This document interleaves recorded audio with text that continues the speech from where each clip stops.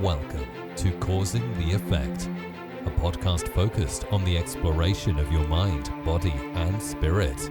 Yo, what is going on, Causing the Effect community? Thank you guys so much for joining me. If you're watching on YouTube and enjoying the channel, like, subscribe, say hello to my good friend. You can check him out. I think, Hector, you've been on a couple episodes. The president of Three Jewels, teacher, Buddhism lover, expert. One of my favorites, Hector Marcel. How are you, my friend? I'm doing so good, Scott. It's so nice to be on the program with you. And I see you doing so many good of these sessions with so many different people. So you're serving lots of minds. Thanks for doing this. No, thank you, Hector. And that's exactly what I'm trying to do. Everybody knows I try to wing it, but I've always I feel me and Hector share a certain connection, and particularly with Buddhism and Tibetan Buddhism. And I hope to have a lot more from Three Jewels on his not-for-profit. And we're going to be talking about what really is meditation. And there's nobody better to speak about than Hector. So where did you get this concept from? What made you want to talk about it? Wherever you want to start. Yeah. Well, I've been at it for 26 years plus, okay? Before meditation was cool. When you were a bit of a nerd in the early 90s, closing your eyes and sitting in the corner, and the hangover from hippie days was still there. And so people would judge you if you're still like, what the hell are you doing? It really was shunned, and I had to keep it secret. Like, I was a closeted meditator. I was closeted everything, but I was a closeted meditator. Oh God. And and I was hiding also the fact that I was studying with Tibetan teachers, because I lived in the corporate world, and corporate people didn't understand, at least back then, the importance of mind science from the Eastern or Western perspective. Just the idea of looking at your mind, the filter through which you see everything. Like, once you hear it that way, you're like, duh. But we didn't know that, and I think we got it sort of wrong in the 60s, if I'm going to judge that generation. It was all about love and peace, but not analyzing really the importance that the mind has to affect the way we experience our particular world. Yeah. And for me, meditation has become this over popular buzzword, and people are talking about it like a pill you take for a headache. And so, and I think they're doing that because there are many side effects of meditation which remove and decrease anxiety, which regulate your nervous system.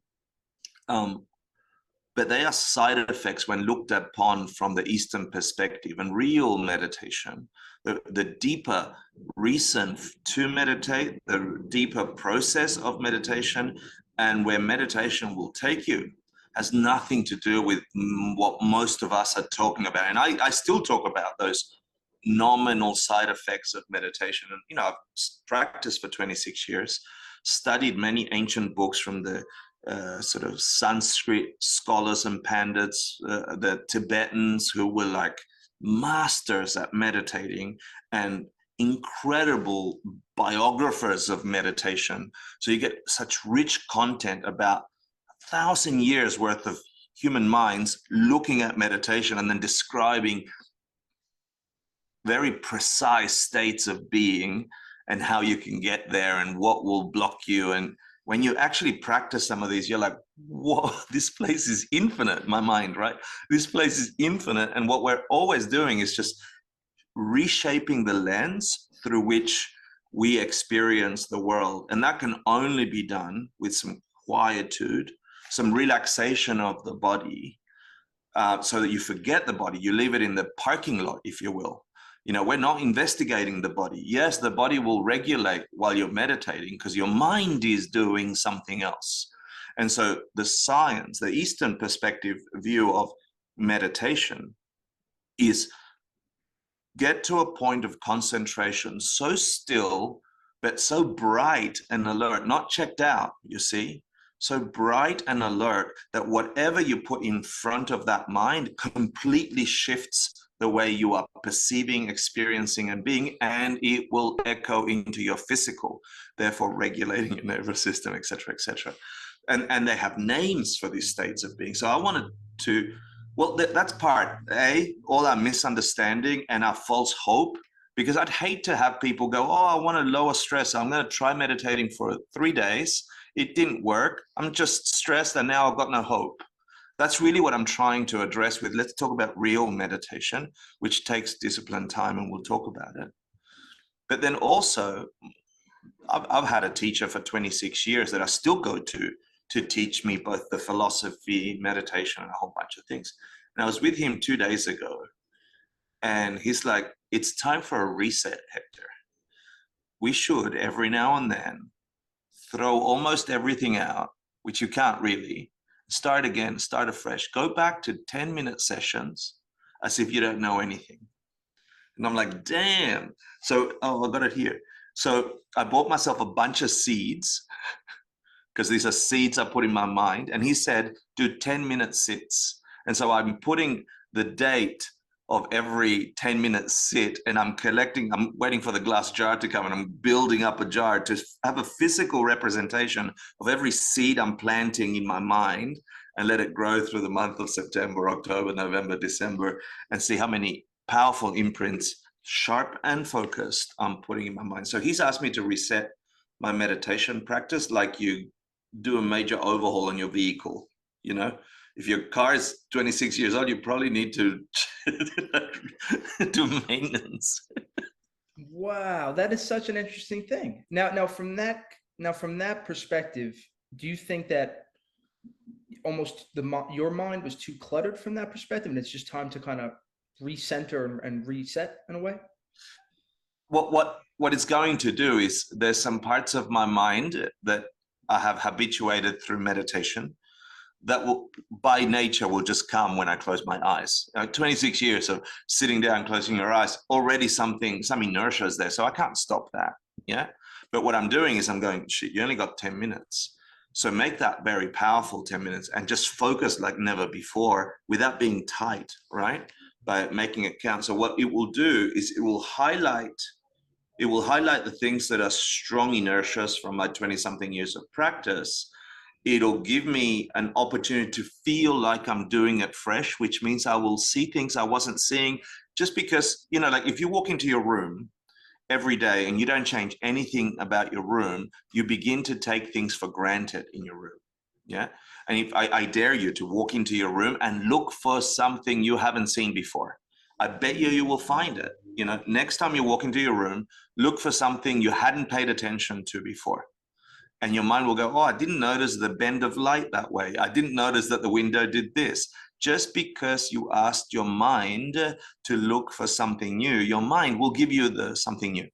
And so in that sense, the reset of meditation is like, let's go deeper. Don't get so comfortable. Get out of your comfort zone of you think you know what you're doing in your 45-minute or hour session of meditation. Are you just going through the paces?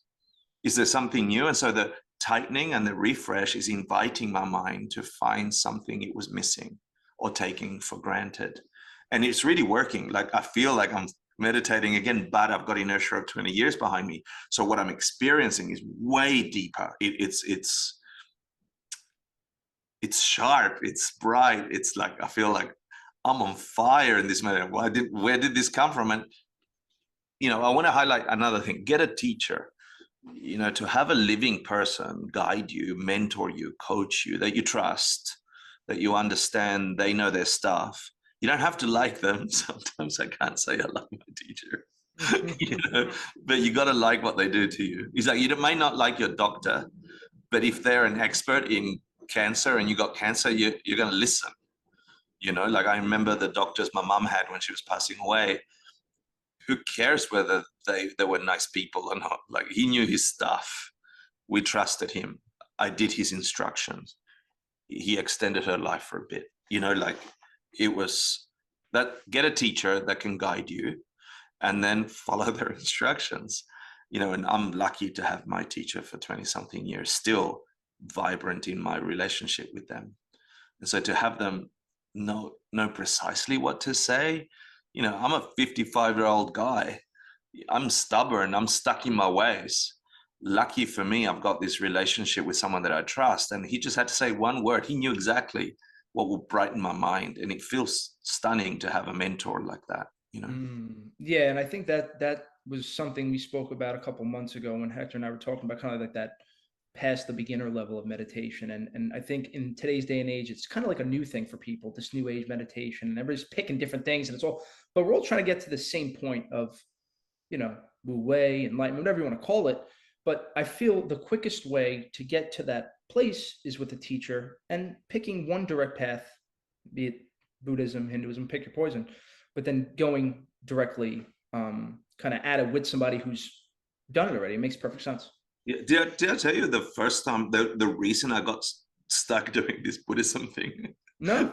Did I tell you about my having seen Joseph Campbell talk about, with a little bit of regret, the last year of his life, talking about his experience of these different traditions and paths? I never shared that. No, please. So it's the early 90s, and I'm watching Joseph Campbell the year before he dies, 80s or 90s, I can't remember. The year before he dies, he did an interview with Bill Moyers called The Power of Myth, I think. And in that, Joseph Campbell wrote A Hero with 1,000 Faces. Hero's Journey. A Hero's Journey, expert at understanding the correlation between human narratives, stories, religions, myths, and what it means for us as individuals. And he could link, you know, Asian stories to Central American stories, show the hero's journey be precisely the same, different characters, right? Slight different circumstances, same process. And so I was deeply inspired by him. In fact, in my mind, he was my first meditation teacher. But in that interview, he knew he was dying. So they did this interview in George Lucas's ranch because he consulted on the original Star Wars. That's why the mythology is the way it is there. It's fantastic. And if anybody who's unfamiliar with this, type in Joseph Campbell, but take your favorite movie. Luke Skywalker gets the call to adventure. He needs his mentor, Obi-Wan Kenobi, and in Lord of the Rings, it's Gandalf. It's the same story over and over again. That's why we love it, Hector. That's why it's stunning. Yeah. So I'm watching him, and then Bill Moyers asks him something about, you know, like, do you have any regrets or something? And he's like, look, Joseph Campbell says this with a kind of heartbreak in his eyes.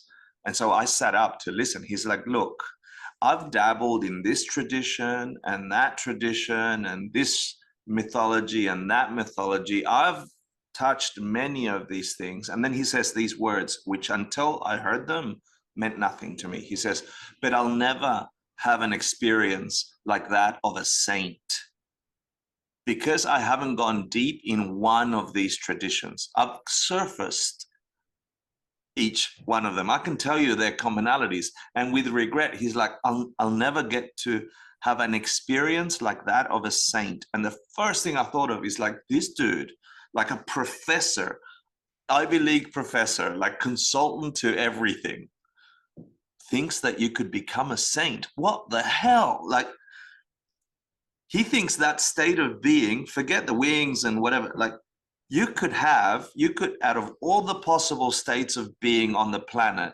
he believes, person I deeply trust that understands psychology, the human condition, how to transcend suffering. His regret is he didn't work at becoming a saint. For some reason, those lines entered my mind, hooked me like, I don't know, the biggest hook to the biggest shark that you could ever imagine if you're a fishing person. And it's never left. That hook is still in me, going, if he believes that, let me go digging. And then, so I did a comparative religion course immediately after.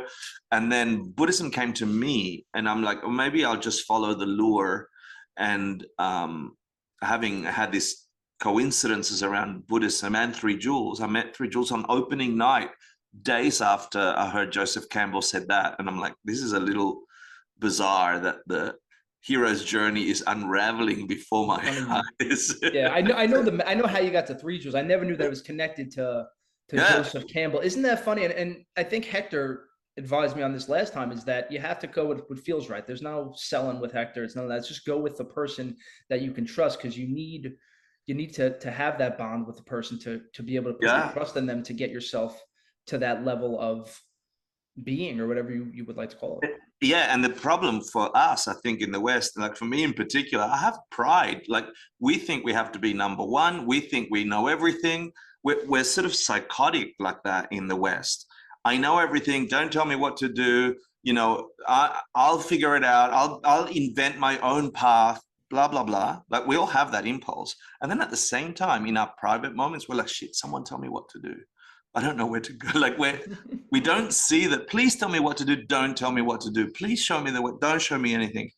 I don't want that organized system. Please, I don't know what to do. Like we are disconnected from our understanding. And so the thing that Joseph Campbell showed me is if someone like him, which in my mind, there was no one higher in his knowledge of the human condition and how we transcend that through mythology and storytelling, if someone like him believes that this is the way to really touch the human potential and experience it in this life before you're dead, then I don't want a career, and I don't want, like, I'll get it. It'll be second, a career, a house, a job, pay your rent. I'll do all those things. Everyone does all those things, but I want more. And I want something that, I don't know, gives me rapture. And so for me, as soon as he said those lines, this fire went on in my heart. It's still there. It got connected to 3 Jewels. I met my teacher. I'm like, I'll commit to you. Joseph Campbell said I should, so I'll do it. And then here I am 26 years later, having unraveled what I think is to be found in every tradition. But I'm lucky bastard. I found it in the Tibetan tradition, who have been incredible at cataloging a human's journey from life hurts. I don't understand where things come from. Sometimes I get what I want. Sometimes I don't get what I want. I do the same thing, and sometimes it works out. Sometimes it doesn't. I don't understand. Most of us are there. Yeah, like you all got jobs. You thought you were going to be happy. Sorry, it didn't work out. You're not alone. Don't stress out. Everyone else is in the same boat. They're just pretending, or they're riding a good wave. It will be affected by the second law of thermodynamics, which means everything turns to shit, right? So don't worry, things will break down. It is the way things are here. But if you understand how things actually work, where the experience of things working or not working actually come from, and this is a wisdom that is to be found only if you investigate your mind, then it doesn't matter what job you're doing. It doesn't matter what relationship you're in. It doesn't matter your bank account number. You could be in a state of rapture, and not like I'm broke and I'm happy. No, it's like I am abundant and I'm happy. And the dollar amount isn't the thing, you see. And that's to be found through a practice. Most of those aha moments only come when you get stillness and focus, and that's meditation. Yeah. And all of the traditions will get you there that way. Or they'll tire you out, to be honest. They'll beat you up enough for you to give up. And then I don't think that's for me.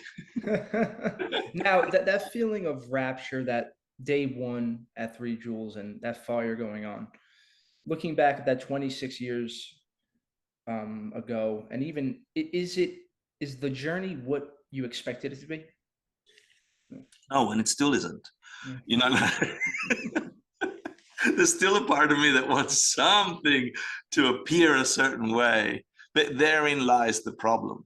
Yes. Our expectation that a spiritual journey, an awakening journey, an abundance journey, call it the hell you want. You all want something. We all want something. And this is what Buddhism taught me. We want happiness, fulfillment, good things. We would like to have good things because we think they'll make us fulfilled, happy, etc. Right? We want things we like. We do not want things we don't like. We reject and push away things we don't like. Right? The misunderstanding that we have about how to acquire things we like and how to not have things we don't like, the misunderstanding of how we go about that is the unraveling of the spiritual path. You will come to see that there is no getting what you want by just taking it. There's no getting what you want with just competition. Sometimes it works, sometimes it doesn't. If sometimes it doesn't work. It's not the cause. Something else caused it if you did the same thing and sometimes it didn't work. You see what I mean? And so the spiritual path really taught me that. Stop looking at the outside world for the way you're going to experience it inside. My particular world, the experience I have of this particular reality, comes from me, my mind, and not by choice in the moment. I can't just choose to be happy if I'm in a shitty mood or if someone's punching me in the face, right? I'm like, I'll try and be happy. No, it hurts. But then the question becomes, why are we experiencing the things we're experiencing? And when you investigate that, which you've got to do in meditation and you've got to do with study, look at another way that things come about. You'll come to discover that we are intricately connected. What we do, what we say, and what we think imprints our minds, changes the lens in our mind that forces us later to experience everything through that lens. So if I walk around being an aggressive person, piss off you, piss off you, piss off you, I shouldn't be surprised when I can't get things done because everyone's avoiding me later. That's pretty obvious and clear, right? That idea. And if I walk around seeing beauty in everyone, it shouldn't be surprising that all of a sudden I step into a world where everything is beauty and everyone's showing me beautiful things. This idea of cause and effect is true in the way we think about it in the outer world, but it is ultimately true in the way we experience it internally. So the path, or the thing that I didn't understand in my years at 3 Joules, is as I was studying how to create the perfect world, the work isn't in the world. You still go to work, you still have relationships, you still go money, you still eat and wash and do all the things. But the way your mind is conceiving of those is creating a different imprint in your mind, which after a while becomes the reality you step into. Because someone might be generous with their money. Let me give you, I see someone in need, let me give you money, for example, right? We think being generous with the money helps the person. If you think about it with a bit of pride, look at me, I'm the savior, and I'm helping this poor, stupid person. Some people do that, yeah? I did that when I was younger. All of a sudden, generosity in your mind is coded with the idea of stupidity, us and them, and all the other subtleties of that particular thought. But we're unconscious that we're doing that. Meditation lets you be conscious. So the next time you are generous with someone, you might say, wow, what a great opportunity I have to bond with another human being. I wonder what they are like. I'm full of wonder to see if I can help them along because they asked. What awesome thing can happen in their lives, like without attachment, without ego, genuinely wanting the other person's well-being. The same act of giving or being generous or sharing will have two different effects in your own consciousness, right? Because the cause was different. Do you follow what I mean there? Mm-hmm. I got And you. so later on, a year later or 3 months later, we don't know how long before you walk into a set of conditions that lets that imprint we planted in our mind way back then when we were generous, all of a sudden ripen, because every cause has an effect. The effect comes after the cause, and the cause multiplies like seeds in a forest, become tiny seeds of trees, become forests of trees. Same idea, but with mental imprints. Out of everything that I've learned in studying the ancient Sanskrit books, the ancient Tibetan books, the way that Tibetans organize Buddhism, this is a big idea. The idea that cause and effect never fail, but we're not talking about cause and effect of seeds into forests out there. We're not talking about cause and effect of if I'm a good boy at work, I'm going to get a promotion. That's not what happens. It's the cause and effect of what's happening in your consciousness, how you're really imprinting your mind as you do all the things you do. That's what forces an experience later on. And that's the study of karma, right? In Buddhism. But it's just cause and effect, but not out there, in here. Because the other side of karma is because things, even though they appear to have a quality, they are empty of the quality you are experiencing in them. Things don't have the quality we think they have. Meaning, I think I did the pen example with you, chew toy and pen last time. You know, dogs see that object as a chew toy. Humans see it as a pen. Which is it? And you've got to say both. And then you've got a problem. One thing can't be two things. Which is it really? That's a big Buddhist question. Which is it really? Well, to find out what it is really, remove all the dogs, remove all the humans, no eyes on the object. What is that object? And your mind sort of freezes a little bit because all of a sudden it's infinite possibilities that object could be, depending on who's experiencing it. Therefore, if you get this, you get every Buddhist idea. Therefore, pens come from us, not pens radiate out some data that forces everyone to see pens. Because if that were true, dogs would be writing with pens, not chewing them.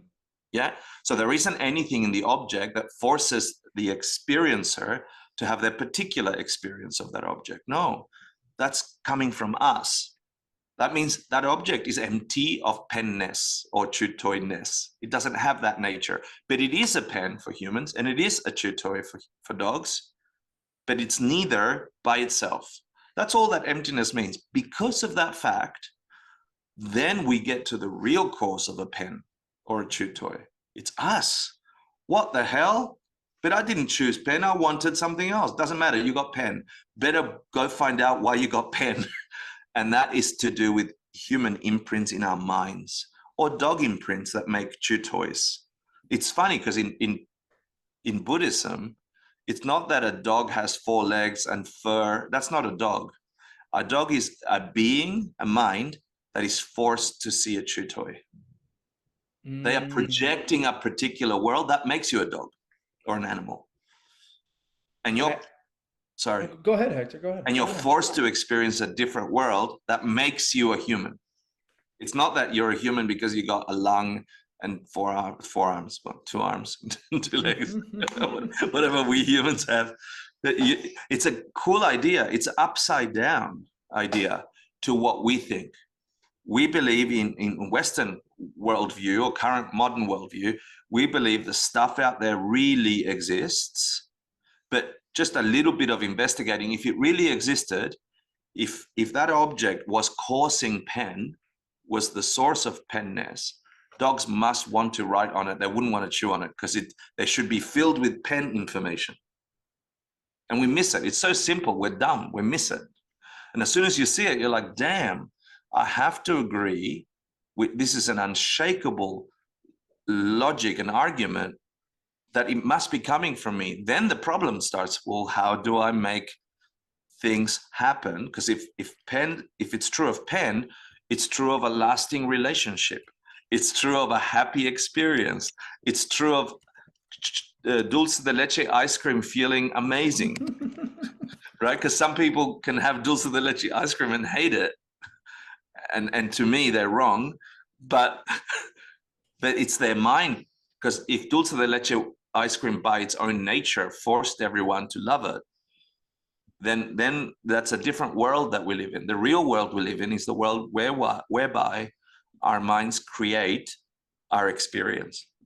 Scott's living in his own particular world, caused by Scott in the past. This is the big aha. Yeah, that's... Because you did a bunch of shit you wish you hadn't. And that's coming. But you also must have done a bunch of awesome things that are making you this incredible person that I get to know, Now, I'm sure some people don't like Scott. And for those people, that's something they have in their past, projecting that on Scott. You see what I'm saying? And then there's this beautiful web of interconnectedness that we have. My world, you'll never see my world. I can talk about it, I can share it, but you'll only hear it through your bias. And meditation is the search for all the imprints that we have in our minds and how to understand that that's the way things happen. Because if you understand it and viscerally get it, you're free. You're stepping onto the conveyor belt of freedom, nirvana, peace, where you can't complain that a shitty thing happened to you, because if it came from you, you're like, I got to fix it. You're not going to complain. You're like, oh, I just learned a lesson. I can't do that again. All of a sudden, you're free from the negative reactions that we naturally have when we get what we don't want, or even the attachment of trying to hold on to what we got. Yes. That is exactly where I wanted this convo to go with this, the grasping and letting go, because I think I consider myself a medium level meditator, and you can see everything. And you know, when you start on the journey, it's so easy. It's just a simple thing. And then this year, I find myself, I'm going backwards, where I'm trying to grasp onto everything. I'm trying to make more money. And the more you grasp, it's like I'm holding onto sand. It falls apart. I'm going, what the hell is going on? So I'm working on letting go and surrendering this year, because this is the process. And it's so funny you brought this up, Hector, because I'm like a little you. We went on I went out with my family, 8 guy cousins between 20 and 40 this summer in the Poconos, like last weekend. And I'd say we're split. There's half philosophers and poets and meditators, and half of the Italian kids. And we're talking about Nagarjuna's middle way. And I used your pen example. It was fun. My cousin Paul's philosopher, all this good stuff, and he's going through the 4 ways. It exists, but it doesn't exist, and it all exists, but it also doesn't exist. And you have these little cousins going, what is the point of this? And for people who are asking, if you take Hector's example of the pen and use that for your issue, I remember yours was anger, mine is still anger. It resolves all of these issues. So what you're doing is basically unplanting the seeds. I sound like you now, Hector. So I'm just repeating what you said. I love it. It's an interesting thing, but that's something I realized what I was doing with my mind, because I would say this year been a lot. When things are good, everything's always good for me. But I've been seeing, I have this theme in my head, and I'm seeing everybody else going, is everybody really treating me the wrong way? Is that all on me? I mean, is that, or is it my mind projecting that? And I started to realize, I'm like, oh, it's the story you're telling yourself. It's just that seed that's been planted, and you know who planted it, what planted it. I don't think that matters, right? It's just about you taking responsibility for it. That's why I love this concept, because it's such a, and I feel like in today's society, it's more about victim blaming. And what you're saying, it's all on you, baby. It's all about how you see everything. I know that, that can be heard as hurtful or dangerous if you've got some real trauma, for example, right? Because if you've got some deep trauma, some extraordinary experience that was extremely harmful, this philosophy is hard to listen to. Years talking with people that come into Three Jewels or come to talk to me personally, and they are showing me their trauma like a brand new baby, and they're holding it and nurturing it like a brand new baby. My real experience is some people have real serious trauma that they need extreme help to get them out of the view of holding on to that baby too tight. But I have to say, in the last 2 years, everyone's gotten on the trauma bandwagon, where everyone's showing their little baby as if it's the most precious thing in the world. And some of those babies are ugly. Like you don't need to hold on to that baby. It seems to be giving you an identity and a complaining reason and an avoidance to overcome the ugly baby. You know, like holding on to your trauma as if it's your flag is actually hurtful to you.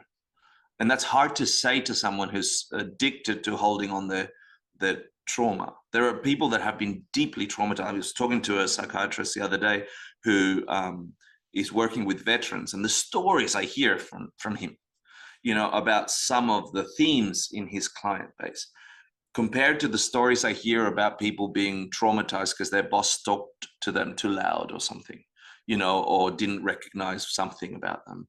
There are levels of trauma, yeah? But you see that this philosophy still applies. I am projecting and holding on to this thing as the most important thing, and my identity is all wrapped up in you acknowledging my trauma. You're just going to grow that baby, and that baby's going to go on your back, and it will never walk. It'll just be attached to you, because your habit of mind in relation to that thing is your identity tied up. And we don't see it, you see, we miss it. Like you telling yourself a certain story about how people see you grows that story. Yeah. And it just feeds the fire. It just feeds the fire. And then it seems like the correct thing to do. It's well intended. It seems like, oh, if I'm very careful with this thing. No, if I bubble wrap this thing, then I won't get hurt. No, it's the opposite. You actually have to step into the discomfort, notice the discomfort, and find the source of the discomfort. And you will always find that source is your mind. Your mind is interpreting everything. That's why meditation is important, because you need to slow down the process to actually realize that it is our mind projecting pain, no, projecting trauma, no, projecting hurt, oh, projecting, because things by their nature are neutral, they're blank, they're like the object that can become a tutor or can become a pen, depending on which mind is engaged with that. And meditation, I was telling you at the beginning, the Tibetans are obsessed about the mind. 1,000 years of study on the mind. They have like, I don't know, 30 words for different particular states of mind. And they have this one word, gompa, which is the word for meditation, the most commonly used.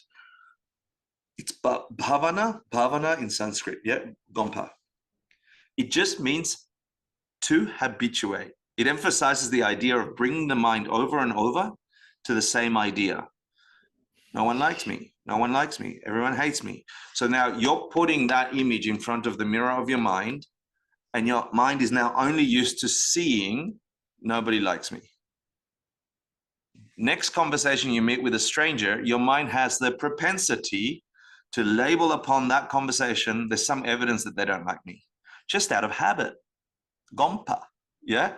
Now, to meditate is to gompa, to bring your mind over and over to a mind that you would like to develop, not an uncontrolled mind that is just obsessed with feeling traumatized, because that's our natural tendency. We have this negative bias where we'll pay attention to negativity more than positivity because it was a survival mechanism a long time ago.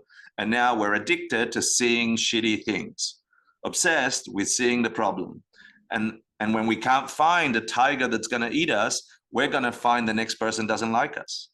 We're going to find when I wake up in the mirror in the morning and look at myself in the mirror, I'm going to look at a fault. I'm not going to look at the good things. Look at my belly. It's disgusting. First thought for years. And so next morning, what am I going to see? Look at my belly. It's disgusting. And then I'm going to do that for a week. And then I'm going to do that for 3 weeks. And the brain, actually, let's go from the mind, which is consciousness, to the brain, which are the neuron connections that are happening and the synapses that are going on. These grooves of habit become physical connections, whereby it's easy to transmit information. So it's easier and faster to say, you're ugly, your stomach's fat, because that's what it's used to. That's where the information easily flows, like grooves on the side of a mountain where it rains, it'll go only on that groove. It's easier for the brain to do that. It conserves energy when it does that. It's harder to actually think, look at the shape of your belly. Is it really like a terrible belly? And does it necessarily have to make you feel terrible? Because it's just a belly. Nice belly. No.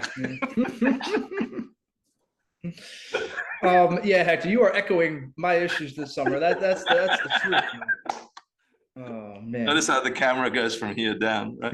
That's why we got it set up that way. Now, Hector, I do know. I saw you guys chatting about, because I am a little interested in this meditation teacher training, and I'm curious about it for myself. But I want to talk to you about it. See what is it? About 200 hours of meditating? That sounds like I'd be enlightened after that. No, first, it's so good. It's the best thing I do every year. October, November, and December, every Friday night, Saturday, and Sunday, I teach a meditation teacher training. And it's not just for teachers, right? Friday night, Saturday, Sunday. It's the best thing I get to do at Three Jewels. And we've done it since 2016, I want to say. Yeah, we're like the first people to come out with a teacher training. And we put a 200-hour thing on it. Most people think we're training them to become teachers and that they're going to have to meditate for 200 hours. And that's not the case. This is a training to educate us, to give us space to practice, understand, and internalize everything to do with meditation. So about a third of the people that take this course with me don't really want to teach. They don't want to become teachers of meditation, but they know, they get it, that if I go and try and become a teacher, I'm going to find out all the secrets about meditation. Yeah. Mm-hmm. And so that's really good. And so so about a third of people that take this training last year, I don't know, we had 60 something people take this training. The year before we had like 120 people take this training from all over the world, from Hawaii to Australia, from Central Europe, the Eastern Bloc, South America, Central America, all over the US. It's incredible the diversity of people that come and are interested to understand meditation. I love that you asked this because it's like a condensed version of, we cover meditation from the Eastern perspective, which means we have to analyze a different worldview from the Indian and Tibetan perspective. What is mind? Imagine in this training, we get to find out, why is meditation really important? And we're going to look for different traditions and different answers. And we're going to workshop what is that? Why meditation works, what it is and what it's not. You could group meditations into 3 things. We'll understand all this layers of how to get to a meditative state, what Buddhists use meditation for, what other traditions use meditation for. We're going to learn 3 different types of meditation. So we learn all these incredible facts about meditation. We just answer all the questions. So we're not, the best thing about this training for me is people walk out of the training no longer confused whether or not they can meditate, whether or not they're doing it right. Like that, the confusion's gone. They're very clear after this training of what meditation is, what it's not, how to do it, why do it, and what it can do for me. Mm-hmm. And then for the 2/3 of those that actually want to be teachers, we also teach them teaching skills. Like, communicate these things to people that are going to come to you and say, how do I meditate? Because the world needs it more than ever. If everyone on this planet understood that, like the pen, their experience of the world is coming from them, there will be way less violence. If I understood that you and I had an interaction and I felt bad in that interaction, and that feeling of bad must have come from me, like pen comes from me, I wouldn't blame Scott for my feelings. I wouldn't be aggressive towards Scott to stop my feelings. I would fix my feelings. And all of a sudden there'd be peace between 2 people that might have had an issue rather than more problems. It would stop wars if people understood meditation and how our minds create reality, which you'll get in this training. There would be no wars. You wouldn't blame anyone for your experience of the world. And this is fully remote. People could do it online? You can do it in person or online. Yeah, fully online, but you got to be live. So one of the questions I get all the time is, can I watch it afterward? No, the experience of the training, where you get to mingle with other minds that have exactly the same question, and resolve that question yourself. I don't give you the answers. We workshop them so you get, oh wow, I got it, I understand. Then you can teach it, you see. And so I facilitate an experience for 10 weeks where I don't want to brag, but every year people find their best friends in this training. They've gone in as strangers and people are still hanging out with each other from the 2016, 2017 courses, still hanging out. And I'm on all of their WeChats. So ever since then, every group has a WhatsApp. And they hang out and they chat and they're still chatting. And they're like, happy birthday, what's her name? Hey, well, if you ever get to Seattle, come hang out. Oh, and I get pictures of people in Paris together. It's incredible, the friendships that have been formed. And so many of them are teaching, whether it's at school, with their family members, and they're confident at it. It's the best thing we do at Three Jewels, I think. Yeah, and I'll link you what I was reading before, guys. Because what got me, Hector, was, I'm a bookie, and I think you were saying something about like looking at the core text of Mahayana Buddhist philosophy, and I was like, oh, I like that. So we're getting all the essence. So instead of having to read or memorize like the entire Heart Sutra or the 20,000 page book on this or the other, we take the essence of, here is 10 pages on meditation from this text. Here's 5 pages on the posture from this text. And we've grabbed it all together, and everyone gets readings, everyone gets weekly classes, and everyone gets to practice that in workshop mode. It's really an amazing thing. I hope that we can keep doing it in this powerful way where people walk away with extraordinary experiences. Because my hope is all these people that are gone through our training are currently teaching on platforms, in other studios. And the more we do this, the more people actually won't be confused about meditation and can easily go, oh, I can reset my practice to 10 minutes, no problem. And I know exactly what I'm doing. I'm just changing my mind. And with my mind changed, my world changes. You know, that it's easy once you get it. And until you get it, it's hard. I remember being confused. I just don't want people to be confused. There is infinite power in your mind. But unless you look at your mind, you won't find the power. When you're looking for the power in the relationship, in the money, in the status, you just won't find it. It'll come and go and you'll be confused. When you find it in your mind, then you can use the money and the status and the relationship to accelerate the good things and to minimize the bad things. And because it's from us, it's like the pen, it comes from us. What was the final presentation piece of this class? I was curious. Oh, why you ask? Damn. I was just asking. I didn't. Is that you doing final presentation? Do I got to do a final presentation? No, that's good. This will scare everyone. It scares everyone when I invite them. So I'm like, okay, so you want to do a teacher training and you've learned all this stuff about meditation. The last thing you want to do is keep it to yourself. So the last weekend, it's a graduation weekend. Everyone gets to do a 5 to 7 minute TED Talk style, or we call it Med Talks. You find a story that is personal, meaningful, and inspirational on how meditation can be transformative or has been transformative. And so everyone's invited, and we coach them. Like I did my TED Talk, I got coaching there. We give them lots of coaching. And so for weeks, they get to practice. What's my final message after I graduate from this training? I want to say meditation's awesome because, or I want to challenge the idea that meditation is because. So you get all sorts of people doing all sorts of med talks. Some are really heady, some are very poetic, some are very emotional, and some are deeply personal. And oh my God, I don't think there's a dry eye in the house every graduation. And you think you knew the people that you spent 10 weeks with until they stand there and they look like, I don't know, the most incredible public speakers you've ever heard.